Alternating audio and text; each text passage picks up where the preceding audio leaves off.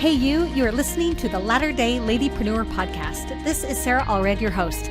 Dive into a sweet mix of interviews with business gurus, as well as solo episodes with me about the business lessons that have transformed me along this journey, with some sweet connections to Nephi, Esther, and all your other scriptural heroes thrown in the mix.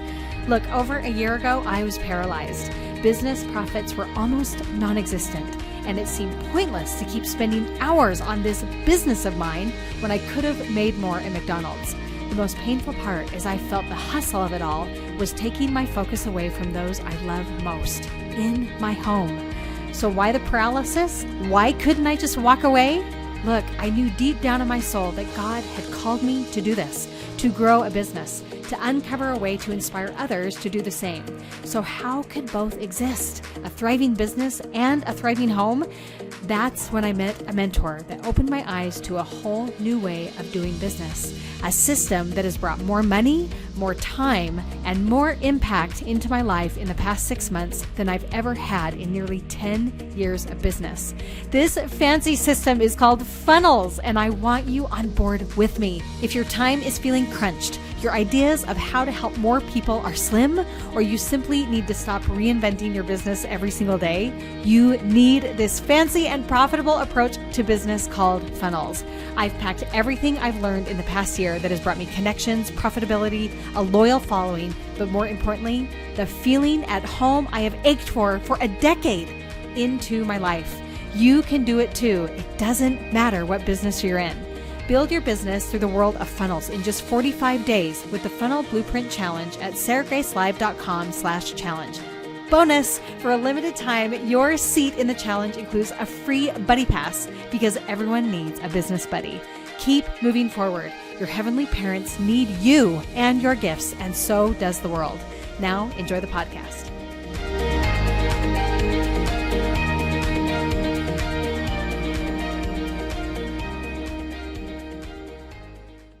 Hey you, this is Sarah Allred. Welcome back to the Latter-day Ladypreneur podcast. I am dying here. Okay, first, if you are hearing this on the podcast, you may need to choose to watch this on YouTube today because the queen of all things video is sitting across from me and you may want to watch her live. McCall Jones is here. Welcome. Hello. Thank you. I'm so glad to be here. I'm so excited. Okay, greatest compliment ever is literally 2 minutes before I got on this interview. I was talking with a friend of mine on Marco Polo. I told her I was interviewing McCall. She looks at her and she goes, "Are you sisters?" I love and that. I'm like, you just repaired 2020 in one sentence. Like, I'll take it. Yes, we are sisters. That is. I love it. Well, we're like Latter-day Saint sisters, right? That's part of our lineage. Zion, obviously. I'm not kidding, podcast people. You are seriously going to watch this on YouTube. So go find it on YouTube because she is a rock star. Let me tell you a little bit about her. If you are new in the business world, dear listeners, you may not have discovered her yet because while you work with beginners, you have skyrocketed in a really, really short amount of time. Like legit, we were at the same business event at the beginning of 2020 and you were there to support one of the speakers there. I was there as a civilian. I was not even like a funnel hacker yet. I was there as a civilian. Okay, like before I even introduce you, can you tell what happened at Funnel Hacking Live? Oh, absolutely. So Funnel Hacking Live, like it ruined my life in such an amazing way because for years, so before Funnel Hacking Live, I was teaching entertainers how to be in front of people, basically singers and actresses, actors, speakers, like how to be on stage, how to be on camera in front of people. But I was always looking for a way to scale it. And like, it was this itch that I had for like the last several years. I've been doing it for like 7 years and it kept getting bigger and like I could do things in person and whatever, but I was always looking for a way to scale it. And in January, there was this big internet marketing conference called Funnel Hacking Live. And my sister-in-law, whose name's Catherine Jones, shout out Catherine Jones, hello, friend. She's absolutely incredible. And she was speaking at it. And I knew about ClickFunnels because Catherine was a diehard funnel hacker and ClickFunnels are her lady. And she tried to explain to me over and over again, like, ClickFunnels, and she was like, ClickFunnels for life. And my understanding of it was that it was a website builder, but there was this guy, Russell Brunson, that like she was friends with, and she's like, he's brilliant, he's so cool, you like need to read his books. And I was like, oh yeah, totally, like someday. I love that she's into that. But she was speaking at this conference, so we knew that it was a really big deal for her. So me and my husband went to support her. As a civilian, I was not a funnel hacker at this point. And literally, I know. I am dying. There were videos of me at Funnel Hacking Live, like going crazy. But she spoke the very first day, and what our plan was to go to Nashville, because I grew up performing. I'm like, I love Nashville. This is great. To see her speak, and then to like leave. We're like, yeah, like maybe we'll check out like, you know, a couple of the people if we know who they are, but we're just gonna watch Catherine speak, and then we're gonna leave. And Catherine was like halfway through the first day, and we knew, so we were on the front row because she was speaking, and we were like, oh my gosh, this is amazing. And after like the first speech, something changed in me, and I was like, wait a minute, this is amazing. Even just the response of the audience to Russell, I was like, there's something special happening here, and I think I have to be a part of it. So I watched Catherine speak, but from the very first moment that I enter in, like you go up this escalator, and there's just like this huge, massive ballroom, and everywhere that I looked, there were people on their cameras. There were people filming things for joint ventures or filming ads or vlogging. And they were doing all these things. And then I get into this ballroom, and there's these people on stage. And there's all of these entrepreneurs who were the most active group of entertainers that I had ever seen, I had never seen somebody be on camera so much in 2 days since I was in High School Musical, and we had to film all the way through the night. Like, I was like, oh my gosh, this is crazy. Like it was just mind blowing that all of these people were entertainers, but they really didn't know it. So as I sat there at Funnel Hacking Live with my life just like changing before my eyes, I, of course, stayed for every single speech. And I literally, there are videos, I'm like, I'm drinking the Kool-Aid. Like, it was such an experience for me. And I'm like, Funnel Hacking Live. Like, it was a crazy experience. So when I got home from Funnel Hacking Live, so there I even like came up with the name Charisma Hacking, because that was not the name of my first business. And I got home and I was like, you know what? I've been looking for the people who really need my voice and my expertise and a way to scale this business so that it can make, my dream is to make like a global impact. So I got home and I was like, okay, these are the people that I need to serve. Even sitting there at Funnel Hacking Live, I was taking notes on things that people on stage could have improved on just based on entertainment techniques that I've developed and frameworks that I walk all of my clients and my students through. And I went through like different people who were on video, and I'd like walk by and I'd be like, oh, okay, if they did this, like they could engage their audience more. If they did this, they'd be a little bit more charismatic on camera. So I got home and I started this company called Charisma Hacking, and it's for female entrepreneurs who are in front of people, basically. So I am teaching female entrepreneurs how to grow, develop, and monetize their audiences through video. So it's been going kind of crazy, but it's been going really well. Because and it's brand new. It's brand new. It is brand new. As far as the funnel world for you, this is like literally months ago. I think that is so critical for our people to listen to. Like the way that I found you is I got invited to this really random group called Charisma Hacking by another entrepreneur. And I'm like, it might have even been Catherine. And I'm like, what is this? I didn't even like connect your last names even. Oh, totally. I'm like, went in this and I'm like, oh, I'm in. Okay, what is this? What is this? Your Facebook group just exploded. Yeah. And I've just been super impressed by, I guess, the speed in which you do things. Clearly your personality is fast paced. Like I get that, like you do and like that kind of stuff. But there is really there's I don't want to say that there's no excuse, but like things can happen really fast. Yeah. This doesn't have to be your 11th year of entrepreneurship to try and hit 6 or 7 figures. Like, let's tackle this like the minute that you find the path and the passion. And the other thing I want our listeners to hear is that your world literally changed in a matter of a couple of days being at that conference in this specific niche of which you already had a gift.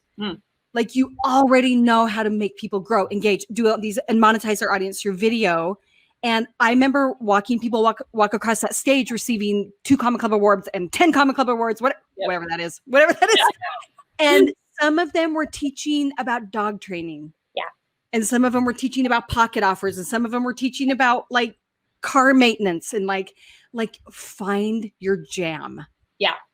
Absolutely. So like a lot of charisma hacking is it's teaching people how to engage with an audience.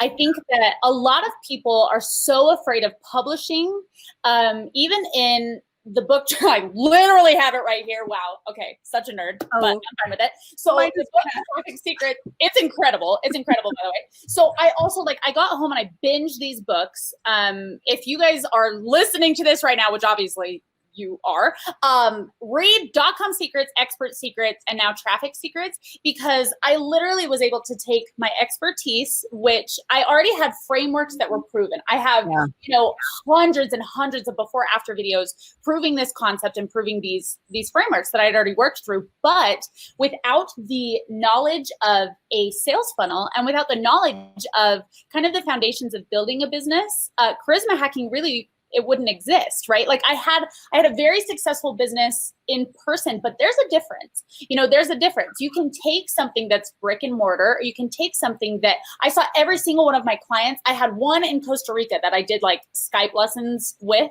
but I saw every single one of my clients in person. I always knew, like I had a waiting list of 50 for a long time. I saw like 40 different people a week, but time is so valuable and you only have so much of it, right? And when you're only trading money for time, there's only so far, there's only so high that you can go. And with this sales funnel concept, with these awesome tactics, principles, and frameworks that Russell Brunson framed out for me, I realized that there was a way that I could serve so many more people with the concept of these sales funnels, with this value ladder, or as I call it, my experience ladder.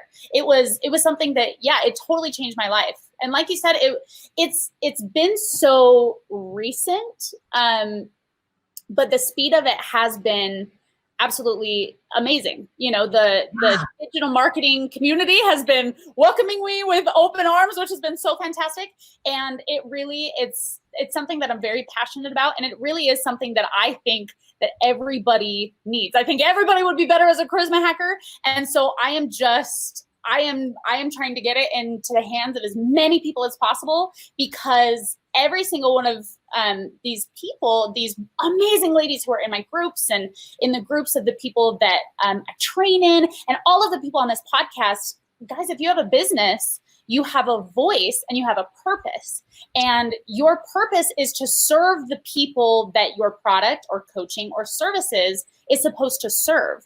And what charisma hacking does is it allows you to take your voice and to amplify it. It allows you to take your voice and to share your message in a way that helps your audiences even more, because they will actually listen to it. In charisma hacking, we make people listen because we make people engage, and we make people entertained at the same time that they are being fed information, at the same time that they're learning. So for me, I'm like, this is my purpose. The way that I feel like I am going to change the world or the business world is by helping people in all different niches and all different businesses help amplify their voices and help amplify their messages and make sure that their audiences are able to receive it, because it's engaging and because they are entertaining them in the same time, or at the same time that they're serving them.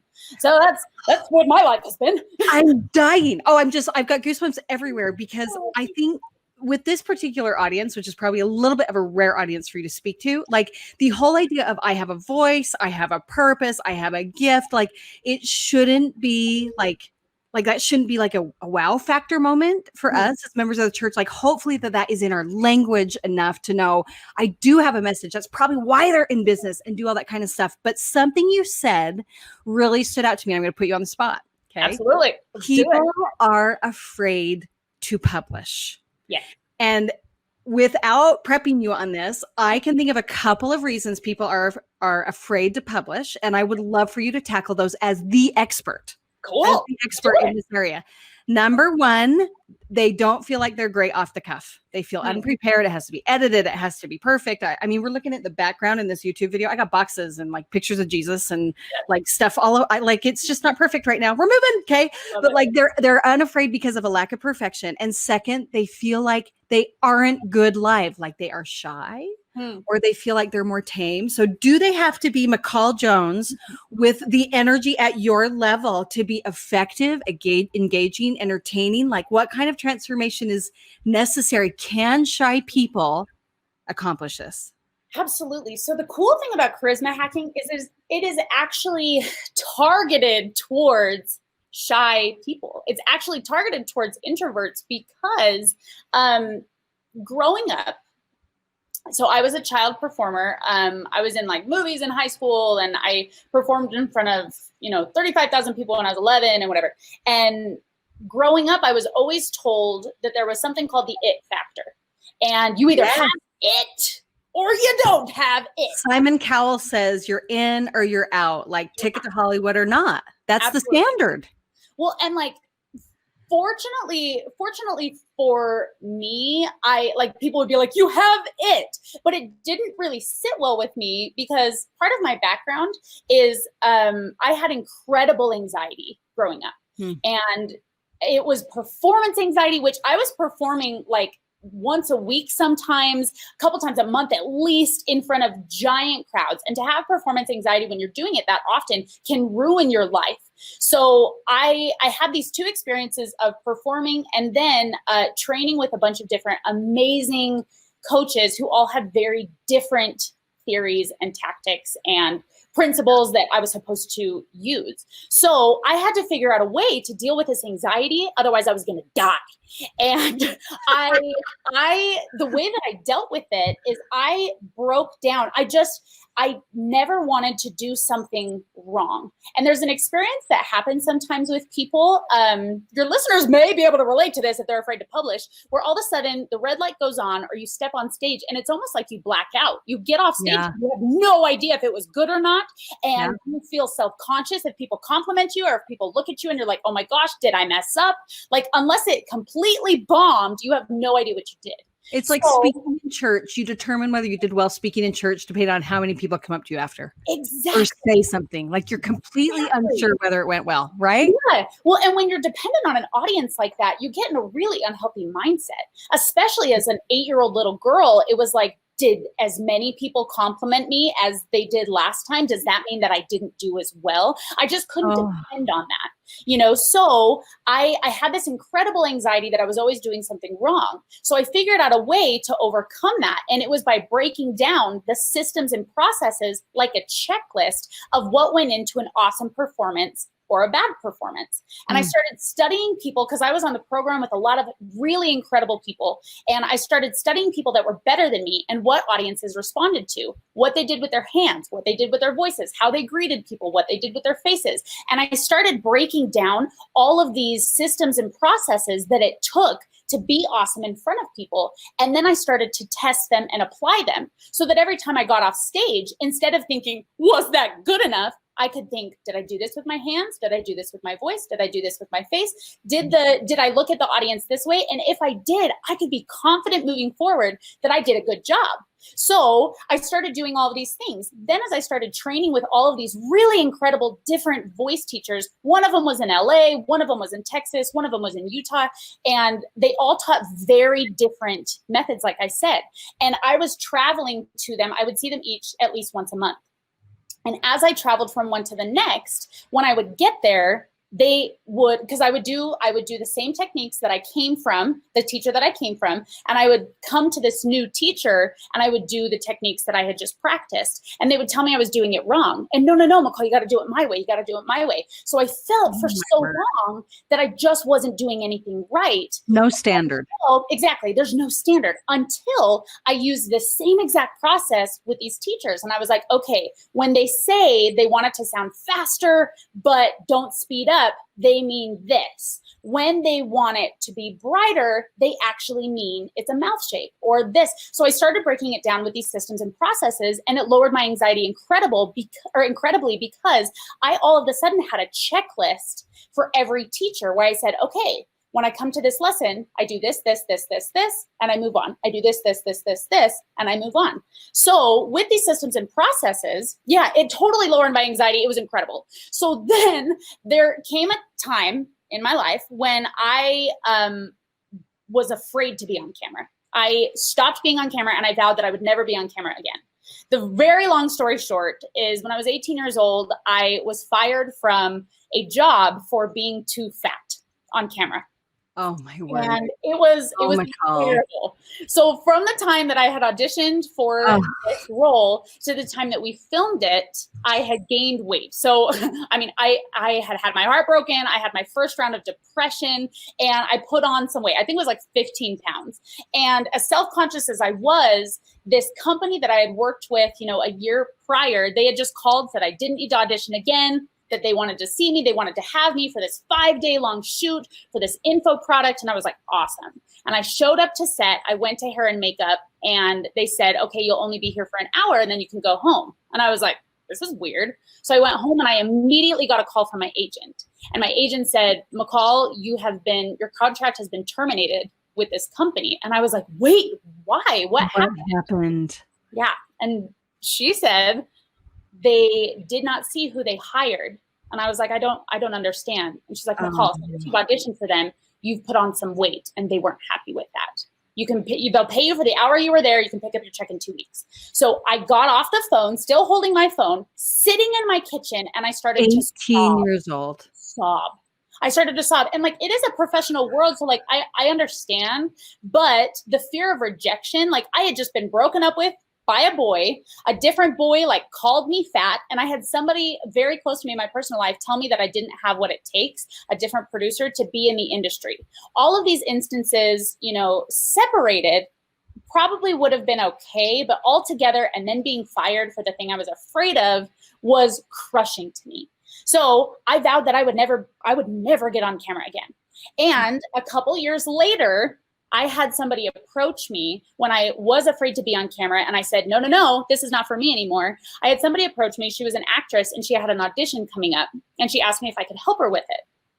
And there was this itch inside of me. Yes, there was this itch inside of me that I had spent my entire life perfecting the art of being in front of people with all these checklists. I knew what to do. I knew what to say, all this stuff. But all of a sudden I couldn't use my gift anymore because of fear, because of the fear of rejection and because of this traumatic experience for me. So as this girl, she's awesome. She came to me and she asked, can you help me with this audition? I said yes, because we were friends, but I put some conditions on it, because there was no way that I was going to feel like I was doing something wrong or unethical ever again, right? I was like, I can't do this wrong. So at the beginning of our session, of our lesson, I said, we need to film a before video. And at the end of it, we need to film an after video to make sure that I made a difference. Otherwise, I don't want to take your money. And she was like, okay, cool. So what happened was I gave her and taught her the exact same systems and processes that I had gone through to nail my own auditions, and it worked for her. And all of a sudden we could see these results on these before after videos. So these systems and processes, all of a sudden I realized that it worked, and I got a creative high by teaching her the same way that I had on stage before for myself.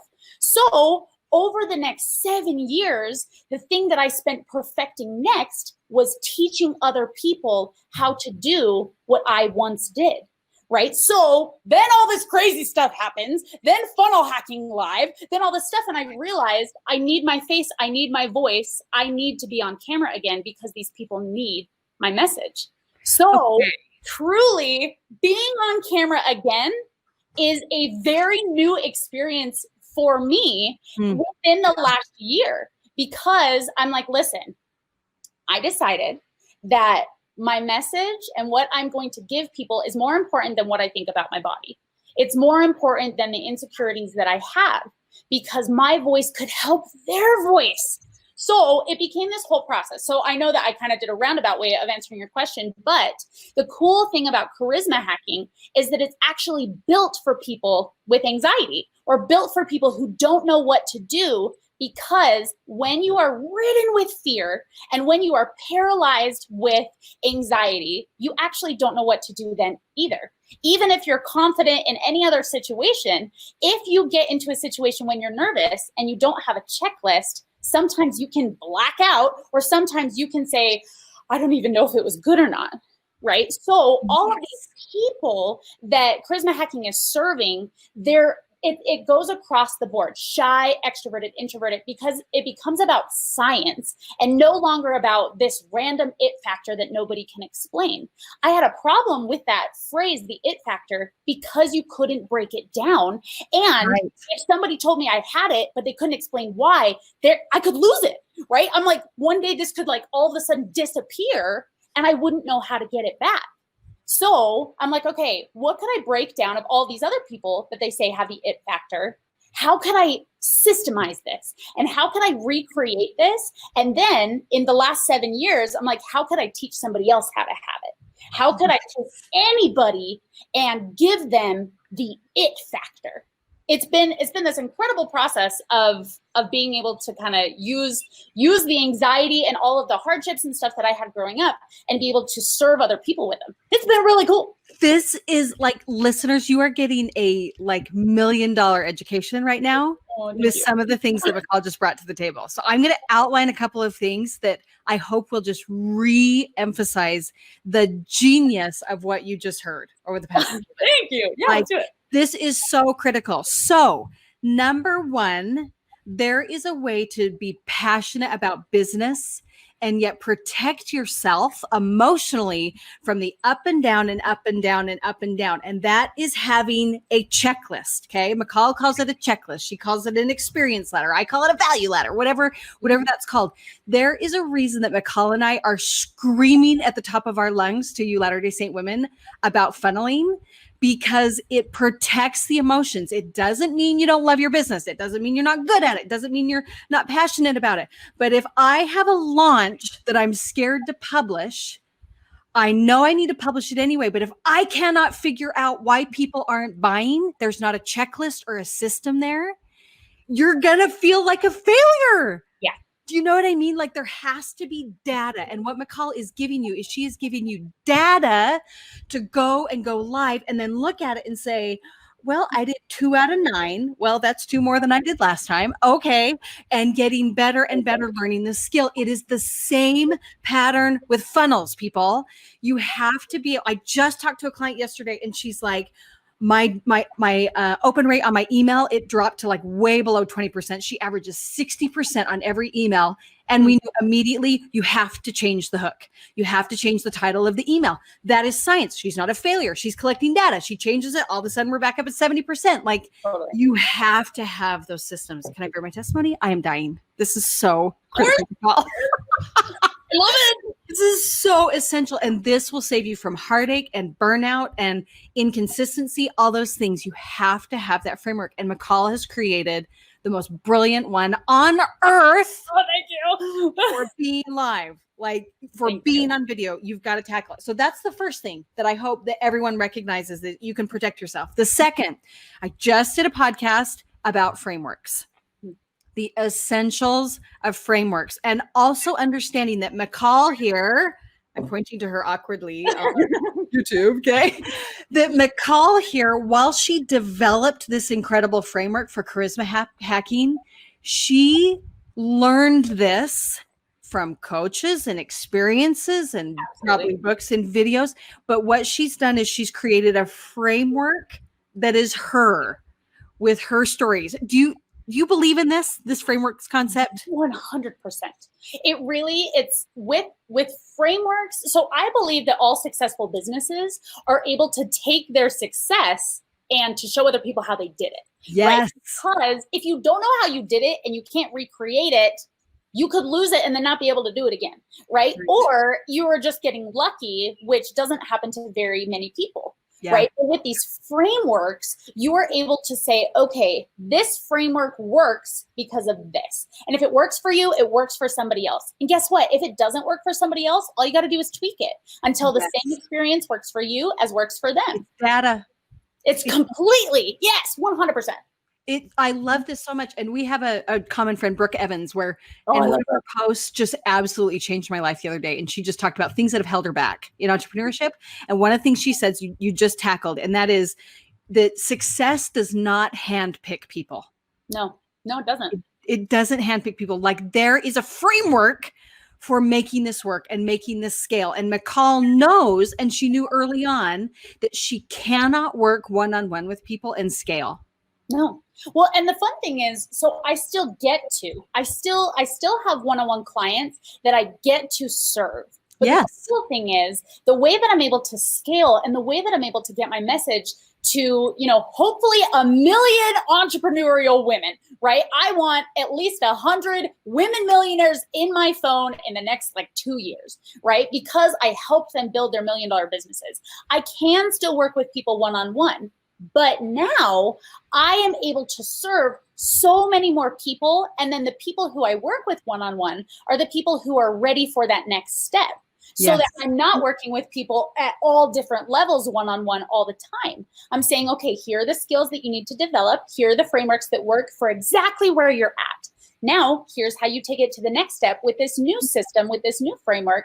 And then when they get to the top, then I'm like, okay, here is where you need me. Here's where we can work together to take you even to that next level. You still can do what you love, because I love to work with people one-on-one. I love building those relationships. But it's exactly what you said. Working with people on a grander scale is the way that you scale your business. When you have things that you can give people that they can do on their own, in their own time, that then can lead them to having the skills that it takes to work with you one-on-one. I'm sure you have the same experience. This is so true. Like McCall, again, $1 million education that you're receiving right here on the podcast.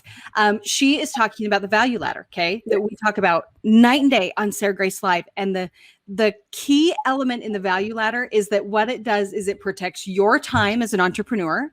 Absolutely. And it actually protects the money of your clients, because McCall's people can spend way less money learning the foundations of charisma hacking, whether they're reading a book or whether they're in a Facebook group, which is free. People go. So fun. Or they can learn in a group setting. Okay, she's got a pumps club and high heel. We'll talk about that in a minute. Okay, she's got different clubs, and then you can work one-on-one. But by the time you have worked with her one-on-one, and they're charging whatever your hourly rate is or whatever your mentoring rate is, they have already been prepared with the foundation. So she's not charging hundreds of dollars per hour to teach them basic foundations of being awesome live.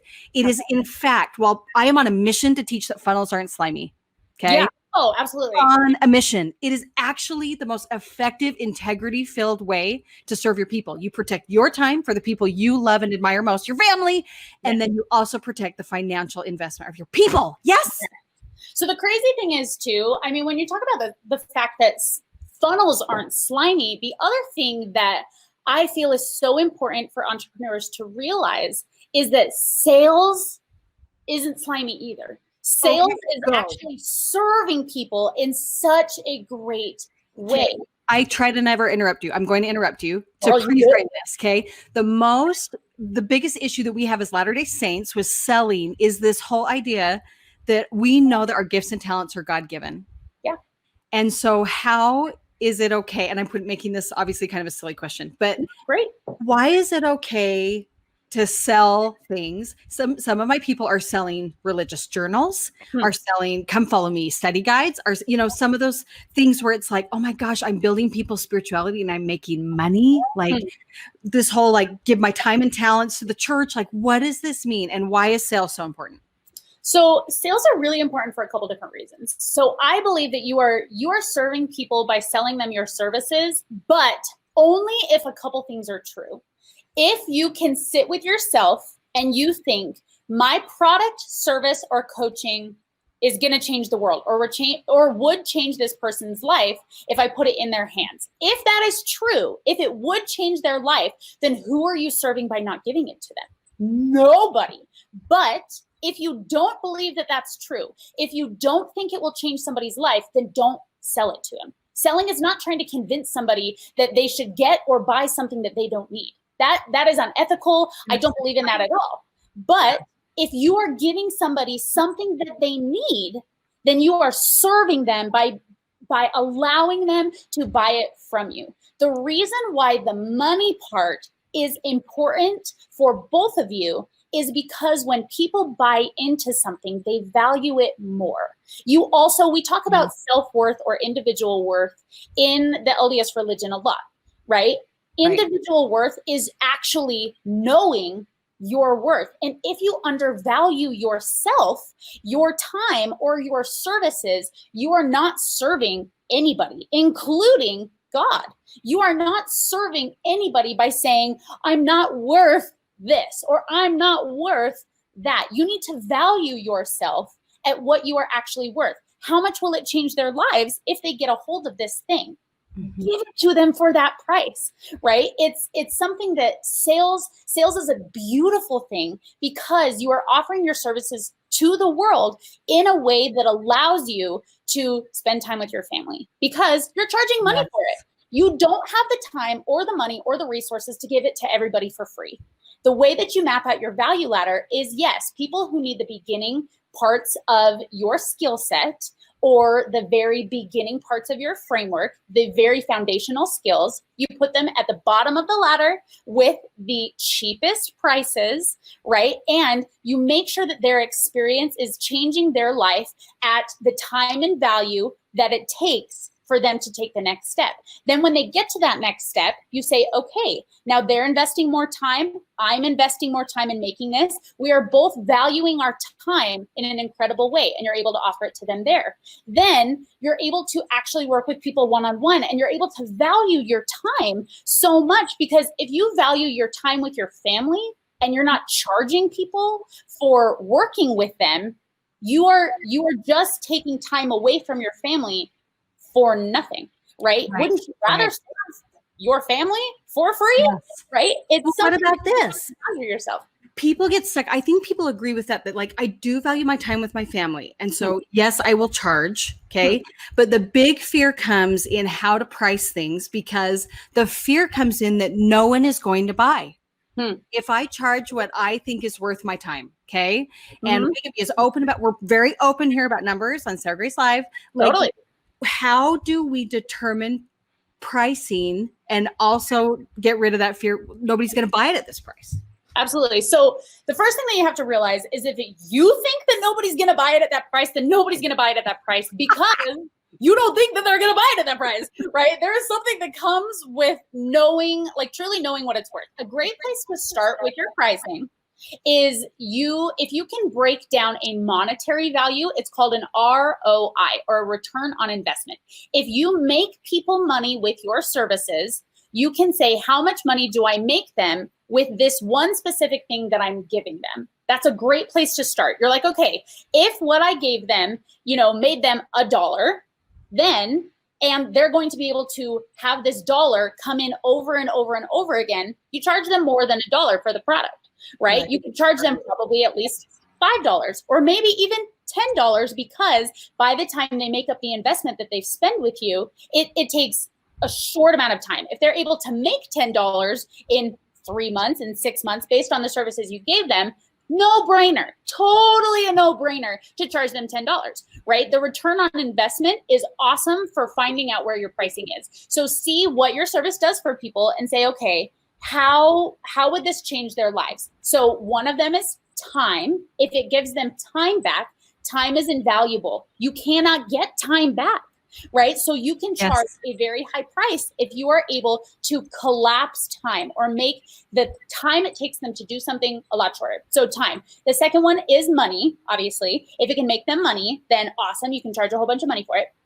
And then impact is the last one. If you're able to help them reach more people with their message or impact the world in a bigger way, you're also able to charge them a lot more money for that, right? Time, money, and impact are those ROIs, those return on investments. And finding out exactly how much time would this give people back, right? Like you spoke about religious journals or things like that. If it's easier for them to do their studies, if it makes it a shorter amount of time because they don't have to pull out their own notebooks or research different things, if they have the scriptures right in front of them, all those kinds of things, you're collapsing time for them. So you're able to say, how many hours a day would this help my person collapse? How many hours a day would they get back from this, and how valuable are those hours in a day to them?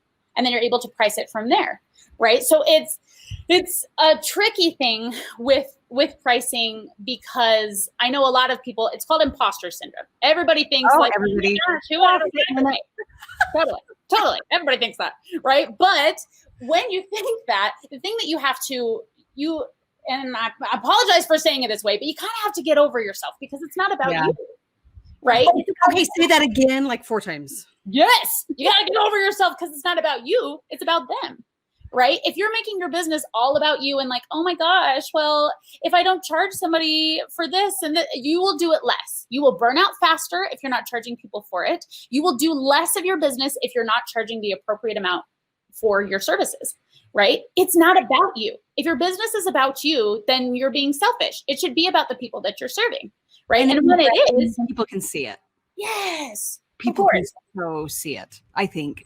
And I think that this bleeds into messaging, like your messaging can be all about you and everything, like all that stuff. And one of the things I think is so critical about what you just said, that you gave an example of before, is if you have not taken the time to get results for people on your framework, you will always question your price. You will always question the value. Like, that return on investment needs to be looked at really seriously. And you can't theoretically say, oh, my new product is going to really save them lots of time. Like it should, like in theory, like that step, like circle it, star it, whatever it has to be. You cannot skip that step. Yeah. You have to test it. You have to pilot it. You have to be able to tweak it so that the general public at that level can receive impact. Now, the one-on-one stuff, like that's when they get the individual attention, but generally you have to be able to produce results from the very, very beginning. So test that sucker like crazy, right? Absolutely. It's as we can go back to kind of what I was saying before of like, if it changes people's lives, then you're not serving anybody by keeping it to yourself. And if it doesn't, you have some work to do, right? It's not that everybody has a business that works, that's amazing. That's not true, right? Yeah. If they did, then the world would be a better place. That's great, right? You can build a business that works. But if it doesn't yet, it just means that you have some work to do, right? Yeah. Don't charge a high price for things that don't work. That's unethical. Don't try to give people something they don't need, because that's unethical. But if they need it, absolutely give it to them. Absolutely. Yes. And this should fall very much in line with what we know we should be as daughters of God, sisters in Zion, whatever we want to call ourselves. Like, we know we have to hold this to a standard. So do other Christians and believers and people in general. But like, we're speaking specifically to this audience. Like, we know better. Yeah. You have to make this a checkpoint for you. Okay. Mm-hmm. The money is never worth it if you're being a slime ball about it. Like, it's just not. It won't bring you what you need. Okay. Since you've already given us millions of dollars in education, we're going to like double it to $10 million. You ready? Okay. Okay. My wonderful people, they want to know some of the most common mistakes people make when they're on video. Like, you're walking around Funnel Hacking Live and you're going, oh, this is painful. Oh my gosh, the notes that you're taking. Like, number one probably is that we're not publishing. That's probably the number one mistake. Yes. We're now over ourselves. We know we know how to do a message and pricing figured out. But tell me what the most common mistakes are and remedy. Fix these people. Totally. Oh, I got you. So yes, I would say the number one problem is people aren't doing it enough, right? But I know the reason for that. It's this thing that we talked about before, the fear of rejection. So the fear of rejection comes when you are afraid what somebody thinks of you. Especially on social media where we're all supposed to be publishing. You're friends with people from high school. You're like, your mom is going to comment weird things on all your stuff. Or you like have that weird aunt that's like, good job, sweetie. I totally see you doing it, right? Everybody is afraid to publish before they're successful. That's the first thing that happens, right? People think once I make $1 million and I post, people will be proud of me. I won't be afraid of the fear of rejection. I won't have that anymore. And then I'll publish. But you need to publish your journey. So the first thing is, yes, you're not publishing enough. The second thing is the way that I got over the fear of rejection is I had to realize that there is an audience for me. Every single person, it's like Tupperware, right? Every top has a bottom. Every bottom has a top. There's people that fit every kind of brand. So you have to decide who you want to be, right? You have to decide what is important for you and what is important for your audience. I would suggest, this is something we do in charisma hacking, you're going to create what's called a character description. This is the same thing that people do for movie characters. You write down everything that you want your audience to see you as. You write it down as a character description. The way that I make it so that people don't feel like they're like, I'm fixing my personality, is you write it as the character McCall or the character Sarah. What is she like, right? If I'm writing the character Sarah, I'm like, she's a beautiful, wonderful Latter-day Saint woman who is confident, charismatic, who serves people, right? A boss business lady, cares about her family, is confident, empowers people. You write all of these things down. And then on video, it's your job to prove them, right? There are systems and processes that go into that. But first, you have to decide how to be yourself.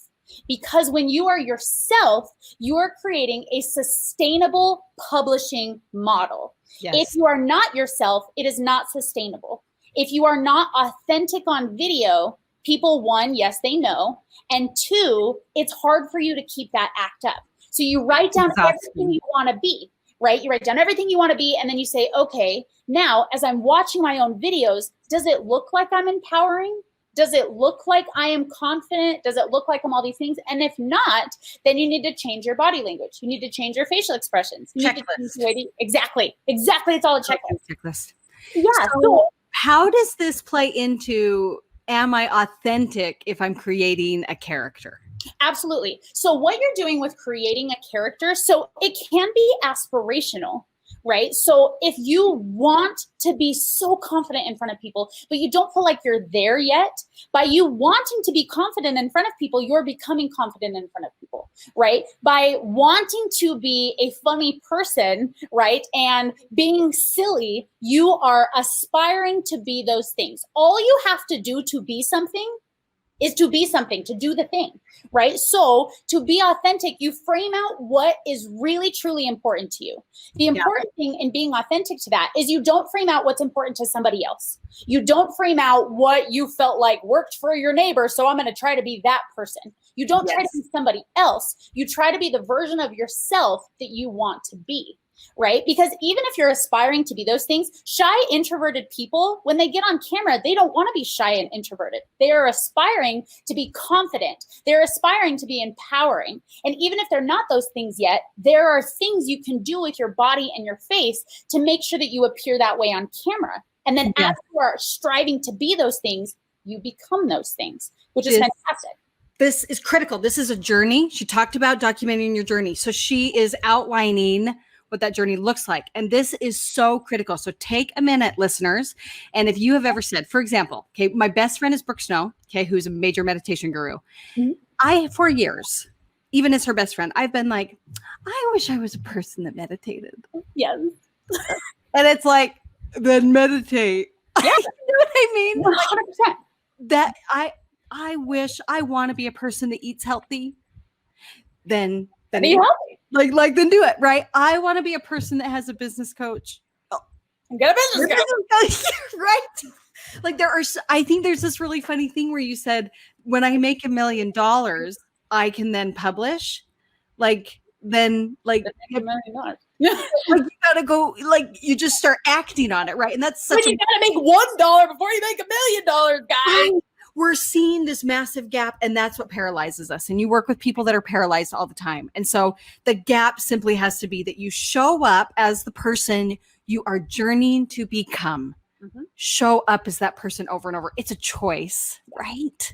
Well, and you guys also have to realize, I know if you're not watching this on YouTube, you can't realize what a spaz I am, but I am so many things that actually aren't everybody's cup of tea. Right? I am goofy.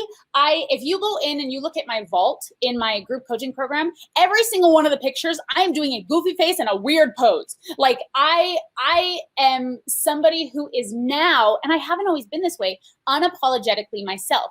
Because if I like the version of me, if I am so much me that I just can't change, then people who don't like me, I don't want in my business or my life anyway.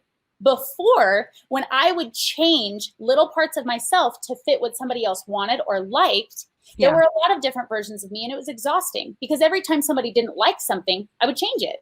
Now I'm so much myself that there is just no changing it. There's no changing it. And I'm like, okay, well, I literally had somebody comment on a video that was on my profile and say, is this you on medication or off medication? And I was like, okay, dude, thanks, man. You know what I mean? It's fine. I know that I'm a spaz. I know that I'm goofy, and I'm okay with it. Right? You have to be so much yourself that if somebody doesn't like it, they're not your Tupperware lid. They're not your audience. You have to choose to be yourself, because then you attract the right people. Because the people who don't like you won't serve you, they won't serve your business, and you just got to get them out of your life. Right? They will only hold you back, and they will only make you try to be something that you're not, that once again won't serve you, won't serve your business. It'll make you paralyzed. This is so amazing. So amazing. And I think it's so refreshing because you are so right. It is so hard to be a cookie cutter. Yeah. Just like, oh my gosh, what am I supposed to be? What am I supposed to be? Instead of, what do I want to be? What do I want to be? And because we share this comment thread at Funnel Hacking Live, when I heard Catherine speak, I had found out her and I share a coach. And so I found out a little bit about her before, and I had seen her wall of people that she admired. It's black and white. I talk about it in the very first episode of this podcast. And there's something really fascinating about saying, okay, I want to make a wall. Like, I want to change the game that you can be a faithful, diehard Latter-day Saint woman and an entrepreneur. Like, you can do it, and not like a $10,000 a year entrepreneur, like 6 figures, 7 figures scaling, like serious entrepreneurs. And so I said, I'm going to make a wall of those specific people. And I tell you what, there were like 3 people on the wall total. We gotta get more people on that wall. Come on, ladies. That's the whole goal. Like, that's the mission. And so all of a sudden, like, what McCall is teaching here is so critical, that it's like, okay, how does a faithful, diehard Latter-day Saint entrepreneur show up each day? What does that look like? Like, we are creating that. You are creating that. Catherine's creating that. I'm creating that. Brooke's creating that. Like, all these people we've had on the podcast, like, they are trying to create what that looks like so that we can model and we can say, oh, that is important to me. Yeah. Like, that part of it is important to me. And so find those people and model. And what she's outlining for you is so critical to just start showing up with who you want to be. Oh. And I think a lot of women in general, but especially, LDS women feel sometimes, not all of them obviously, but sometimes they feel like wanting money or wanting to make money is a bad thing. And it's like, guys, that is not a bad thing at all, right? Why I even had a friend. I even had a friend that like kept saying that this boy that she was dating kept calling her money hungry. And I was like, okay, well, I'm money hungry. I want money. Like, I don't think that making money is a bad thing ever, right? To aspire to be successful doesn't make you less of a humble person.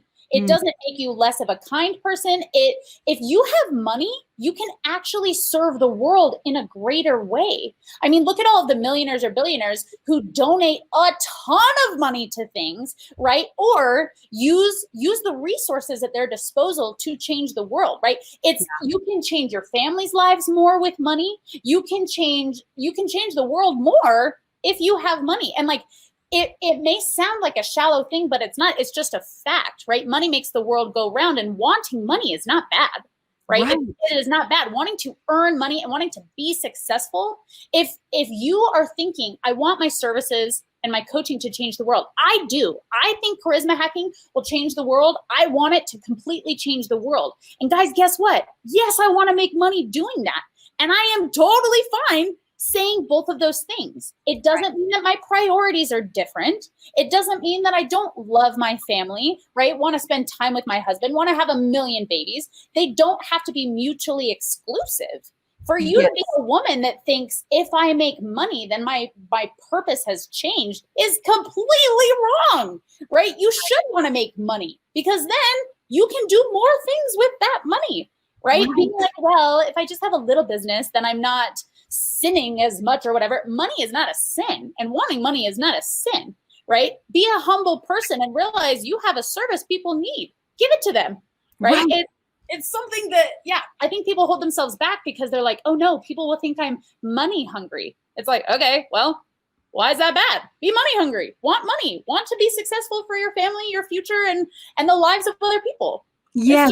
We have tied humility to money and pride to money. There's this connecting point. And so I would encourage our listeners to go do a really serious study of what humility means, what pride means, what that cycle looks like. Because the takeoff point for the pride cycle is not money and abundance. It is turning their back on God and being flashy. Okay. It is a flaunting mechanism that tends to break them and to put them into the pride cycle. It is not the abundance. God provides abundantly. He is the God of abundance, all this kind of stuff.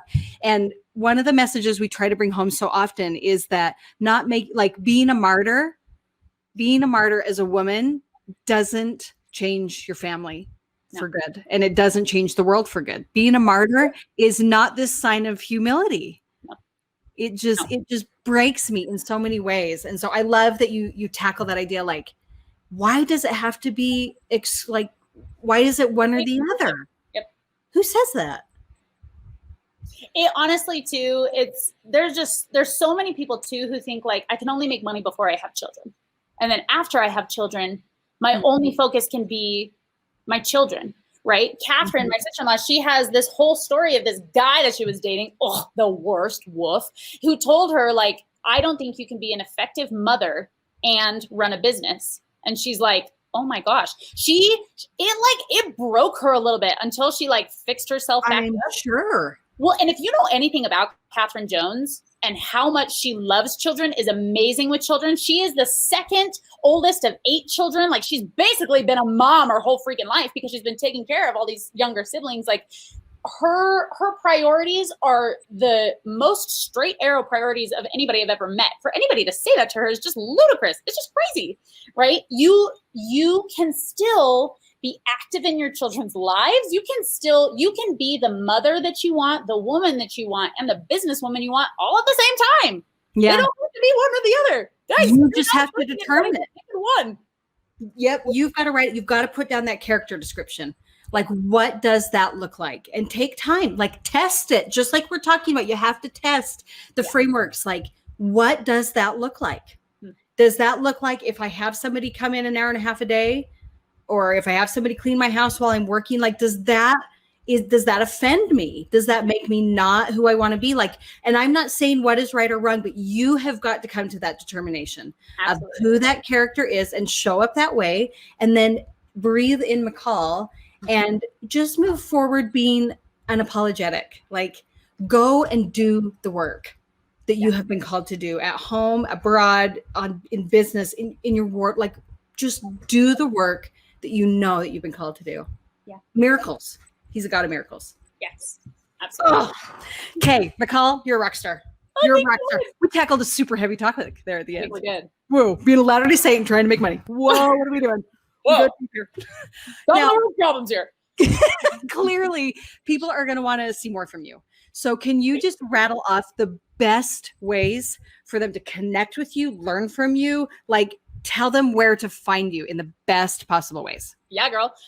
So honestly, the one place that I would go if I were you people, ladies, hello, is charismahacking.com. So charisma sometimes is hard to spell, and a lot of times I'll call it charisma because it's with a CH. So charismahacking.com. And whenever this amazing podcast is released, there will be resources on charismahacking.com that will serve any kind of audience at any level, that will allow you to get in contact with me. So charismahacking.com.